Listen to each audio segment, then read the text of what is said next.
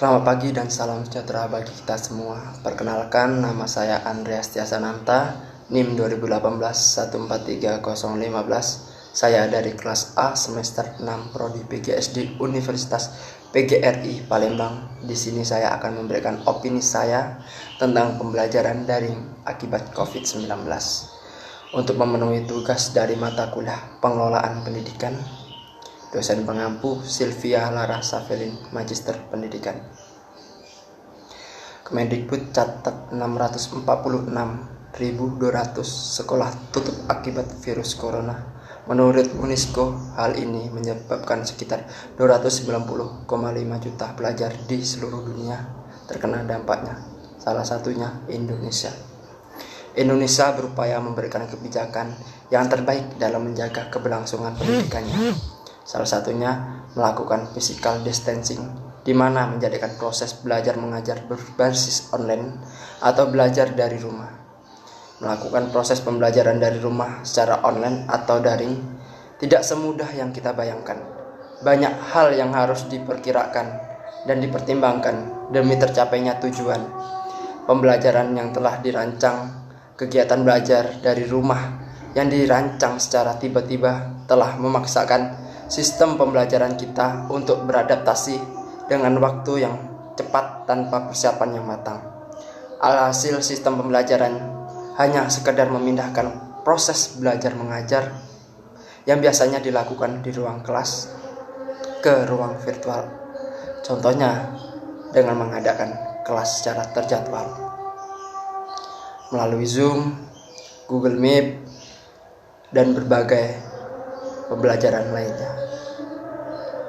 Sekedar guru menjelaskan dan siswa atau peserta didik bisa tidur-tiduran, dan di sisi lain ada sistem pembelajaran yang tidak bisa beradaptasi dengan metode tersebut dan malah memilih untuk membebankan peserta didiknya dengan tugas secara terus-menerus. Oleh karena itu, kita harus dapat mengubah sistem pembelajaran online ini dari yang hanya penjelasan satu arah oleh guru menjadi ruang untuk bisa berdiskusi, menjadikan wadah untuk bertanya, untuk menyelaraskan semua perbedaan pandangan, untuk bertukar gagasan, dan untuk mempertanyakan hal-hal yang membuat bingung. Sebagai peserta didik, kita dituntut untuk dapat lebih aktif selama proses pembelajaran, karena sekarang kita dapat mengakses semua materi pembelajaran baik dari sekolah maupun yang ada di internet secara mudah dan secara terbuka. Kondisi belajar dari rumah tidak menjadi alasan untuk kita bermalas-malasan. Malah dengan kondisi ini seperti ini, kita dituntut untuk menjadi mandiri dan mengatur waktu dalam menjaga fokus kita dan dalam mengekspor lebih dalam setiap materi pembelajaran. Kesimpulannya, pembelajaran online tidak menjadi penghalang untuk kita mengembangkan diri dan tidak menjadi beban dengan banyaknya tumpukan tugas-tugas. Namun seharusnya pembelajaran online mendorong kita untuk dapat belajar secara mandiri, mengakses informasi dan mengetahui secara terbuka, menambah literasi dan menambah wawasan untuk kita belajar. Sekian dari video saya akhiri. Selamat pagi dan salam sejahtera bagi kita semua. Assalamualaikum warahmatullahi wabarakatuh. Nama saya Nopi Putri Amsari, NIM 2018 143034. Saya dari kelas A semester 6 Prodi PGSD. Baiklah, di sini saya akan menyampaikan sebuah berita yaitu Sempurna Academy lengkapi siswa dan guru ultra wideband. Di sini saya akan menyampaikan kritik dan saran. Baiklah, langsung saja. Apakah teknologi ultra wideband dapat bekerja dengan baik dan sudah adakah uji coba teknologi ultra wideband ini di sekolah? Selain itu, Penggunaan teknologi ini harus disosialisasikan ke sekolah-sekolah supaya guru dan siswa paham dan mengerti dengan teknologi yang dipersiapkan oleh pemerintah. Dengan penggunaan jarak 1,5 meter kurang efektif, dapat memerlukan ruangan yang besar. Apakah cukup dalam satu sekolah mempersiapkan ruangan dengan jarak 1,5 meter? Dan juga apakah benar dipermudahkan untuk melakukan konsultasi dengan dokter maupun membeli obat atau vitamin melalui aplikasi, karena kebanyakan yang dilihat dari sebelumnya yang katanya sistem dipermudah tapi ujungnya menyulitkan guru dan orang tua murid untuk menggunakan sebuah aplikasi.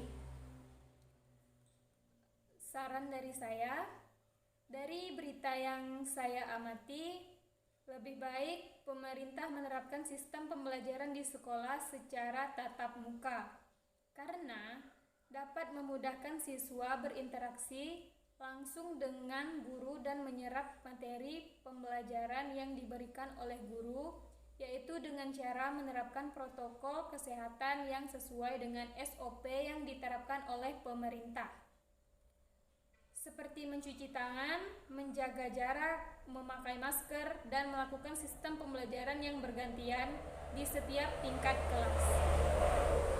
Mungkin itu saja,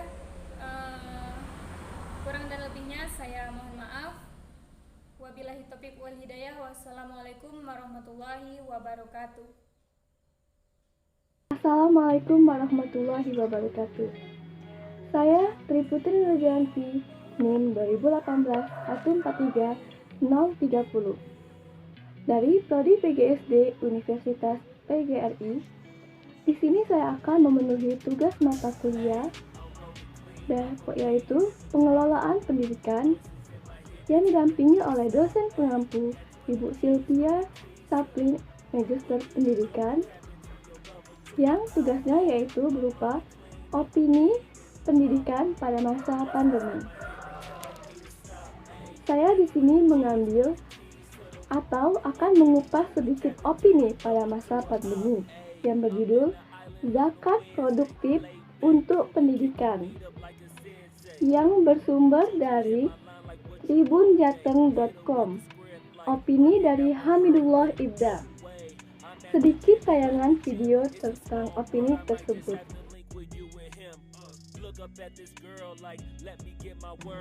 Seorang siswa kelas 4 sekolah dasar di Sekolah Terpadu Putra 1 Jakarta kini bisa bersekolah lagi. Sebelumnya, siswa tersebut dikeluarkan dari sekolah lantaran orang tuanya menunggak uang sumbangan pendidikan atau SPP sejak April 2020.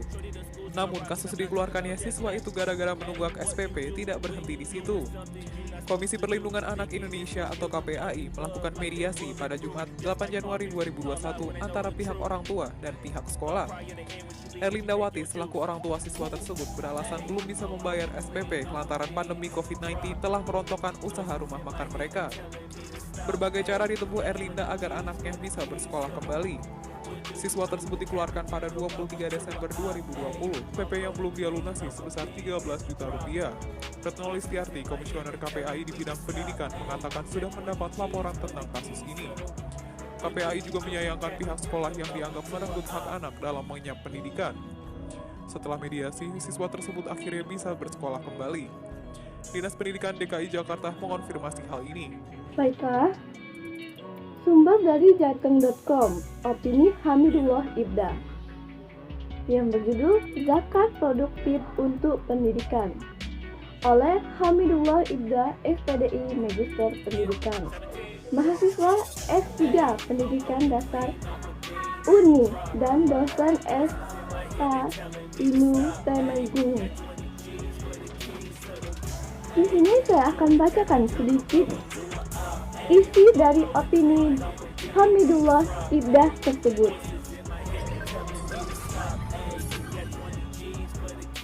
Pemanfaatan zakat selama ini masih sebatas untuk kebutuhan konsumsi. Misalnya, hanya untuk kebutuhan sandang dan pangan.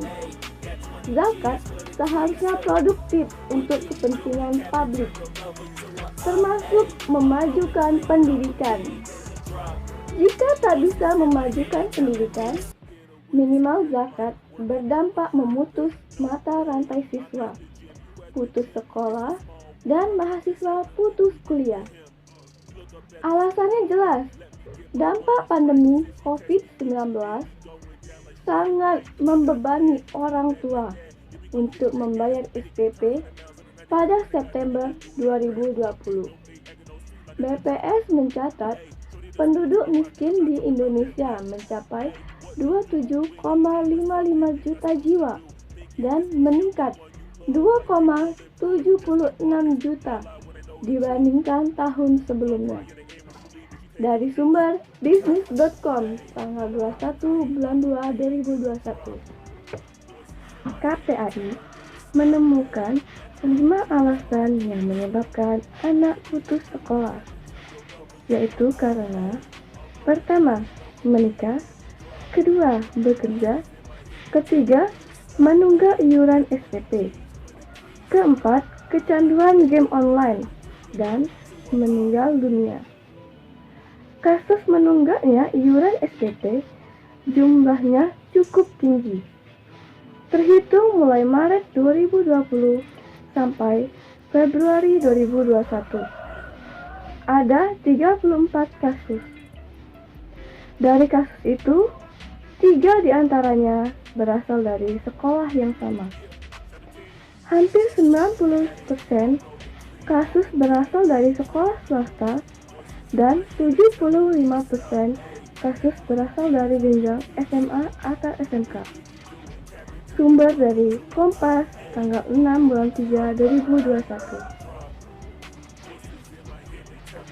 Problem ini harus menjadi perhatian serius karena menunggak iuran terdampak pandemi. Pada pilihan sulit, sebenarnya banyak mahasiswa putus kuliah karena tidak membayar SPP maupun uang kuliah tunggal. Tentu kita harus memutuskan mata rantai tersebut. Salah satu musuh atau beban berat bangsa ini selain kemiskinan adalah pembangunan SDM. Artinya, SDM dapat dikuatkan melalui pemerataan pendidikan khususnya yang SD atau MI, SMP atau MTS, SMA atau SMK, dan kuliah. Dari realitas inilah, zakat harus dikelola dengan baik, produktif, dan mendukung visi pendidikan. Kunci memajukan pendidikan di era revolusi industri dan sosialisasi ini adalah pada kompetensi karakter literasi. Ketiga konsep ini harus dielaborasi oleh pengelola zakat dengan berbagai pemangku pendidikan, dan pendidikan itu sangat didukung dengan adanya pemerataan pendidikan. Baiklah, kesimpulan dari saya di sini yaitu pemerintah harus lebih tegas dalam menjalani pendidikan ini, apalagi terutama dari masa pandemi COVID-19. Kebutuhan meningkat, namun pendapatan dari masyarakat berkurang, apalagi sekarang orang-orang susah untuk mendapatkan keuangan. Nah, pendidikan makin meningkat untuk membayar SPP, untuk membayar iuran sekolah, dan yang lain. Maka pemerintah harus lebih bijak, yaitu membantu para orang tua membayar, seperti mengurangi pembayaran SPP, mengurangi pembayaran buku-buku, atau membatasi pembayaran uang masuk sekolah, atau yang dinamakan dengan uang muka. Dari situ, para orang tua akan sedikit merasa bebannya berkurang dan terbantu oleh pemerintah. Sekarang kan pemerintah sudah memberikan keringanan seperti kuota pendidikan. Nah, di sana orang tua sudah sedikit mengurangi bebannya. Dengan kuota tersebut, siswa dapat melaksanakan pendidikannya tanpa orang tua memberikan uang untuk membeli kuota. Tapi orang tua masih harus membayar SPP, iuran sekolah, dan yang lainnya. Saran saya, sedikit ada keringanan untuk membayar SPP siswa, terutama uang sekolah siswa dan kuliah mahasiswa sedikit dikurangi. Yaitu ada beberapa strategi untuk memajukan pendidikan melalui zakat produktif, baik dari jangka panjang atau jangka pendek. Yang pertama, program pengentasan angka putus sekolah yang berkualitas.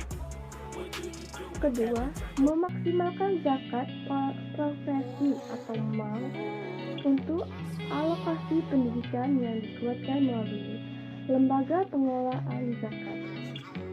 Yang ketiga, penguatan literasi zakat kepada muzaki agar kesadaran mengeluarkan zakat lebih tinggi, pemberian beasiswa yang berasal dari pengelolaan zakat. Keempat, kerjasama antara lembaga pengelolaan zakat, Kemendikbud, Bimas Islam, Kemenak, dan sekolah untuk memberikan beasiswa pendidikan. Dengan konsep ini, zakat tidak sekedar menjadi bagian dari rukun Islam, namun juga berdampak pada pembangunan SDM bangsa Indonesia. Jika konsep ini terlaksana di semua provinsi dan kabupaten atau kota di Indonesia, maka akan terlentaskan dalam belenggu angka putus sekolah yang ketinggalan kualitas pendidikan.